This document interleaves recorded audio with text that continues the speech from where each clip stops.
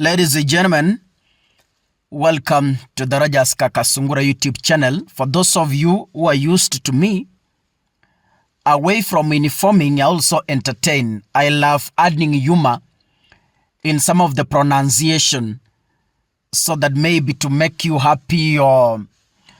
But yesterday, some of you took too seriously some of the pronunciations I made when I was listing the countries that are supporting Raila Amolo Odinga. I made fun of Seychelles and people took it too serious.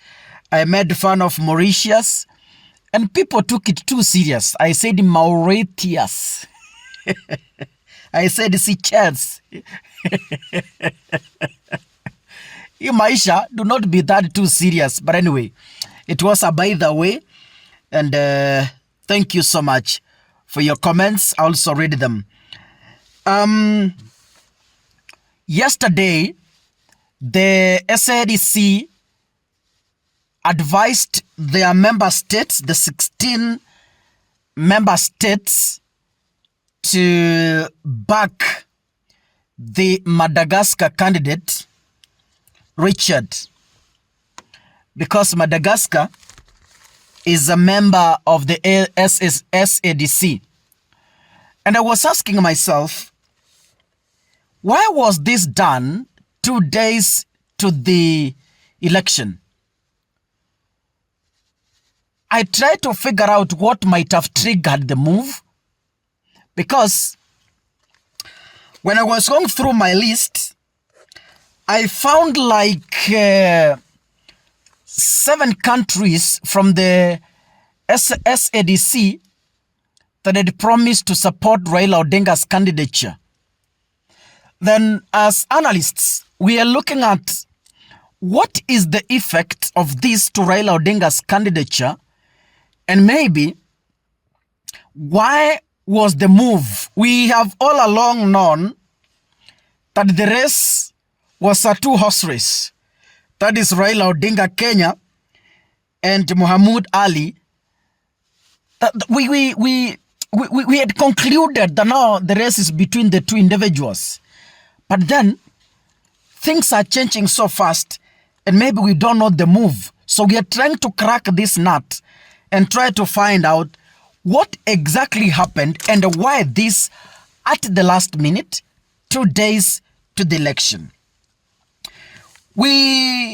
Countries like Mozambique, countries like Zimbabwe, countries like Congo, Malawi, Tanzania, Uganda, Seychelles, Mauritius, Rwanda, Burundi, South Sudan, Eritrea, Angola. These countries had already confirmed their 100 support for Raila Amolo Odinga.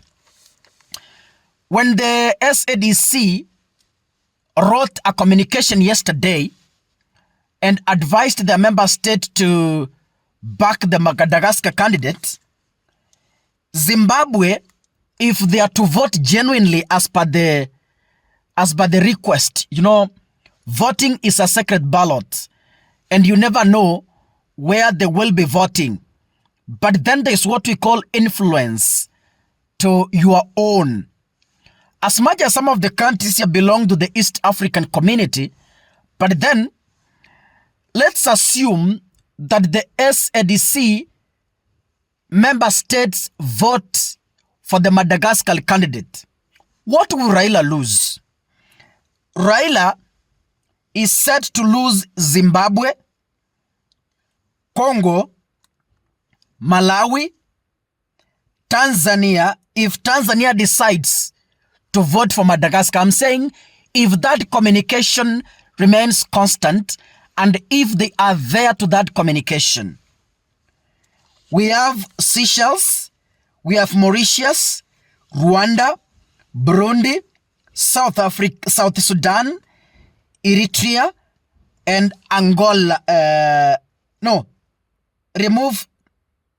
are 7, yeah? Let me repeat them. Zimbabwe, Congo, Malawi, Tanzania, Seychelles, Mauritius, and Angola.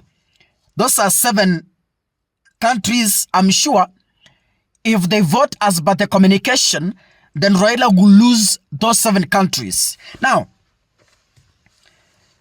can we ask ourselves, why? Because Mimi, I had known that the Madagascar candidate had withdrawn because we have seen only 2 horses, Raila and Mohamud. Now, why did the SADC decide that no, we are withdrawing support from Raila and Mohamud for those who had promised them, and now we've decided to throw weight behind our Madagascar candidate? Ruto is currently the chair of the East Africa Community, which has Burundi, Democratic Republic of Congo, Kenya, which is the founder, Rwanda, South Sudan, Uganda, Tanzania, and Somalia. These are the countries, the member states of East Africa Community, where William Ruto is the chair. Of late, in the line of discharging his duties as the chair, William Ruto might have pissed off some of the states like Rwanda, Congo, because that is where the conflict is. If you can recall, you remember there's a time William Ruto called for a meeting and some head of states boycotted that meeting. It flopped. So could the communication from SADC be a decision from William Ruto's involvement, though the chair, though it's his duty, but could this be one of the reasons that ignited the SADC to make that late communication so that Raila Odinga, who is a Kenyan, and William Ruto as his front campaigner, could this communication be a way of punishing them? That is my thinking as an analyst. And I think that could be the main reason, and that might play a big role in tomorrow's voting, because they're voting tomorrow the 15th. But let's wait and see. We wish Raila Odinga all the best. His win is our win. Tunamtakia mazuri and we pray for his best. But hata kama asiposhinda, then let him come back to Kenya. We continue from where we left, and our first assignment is to kick out none other than the Speaker of the National Assembly, Moses Masika Weta. God bless you. See you in the next episode. Asanteni sana.